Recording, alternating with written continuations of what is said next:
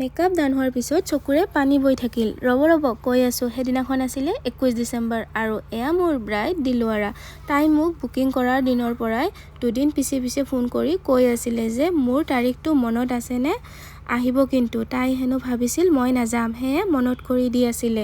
আৰু বিয়াৰ দিনটোত মই যোৱাৰ পিছত ক'লে, মই ভাবিছোঁ আপুনি নাহিব। মই ক'লোঁ কিয় নাহিম, মই তোমাক কথা দিছোঁ আহিমেই।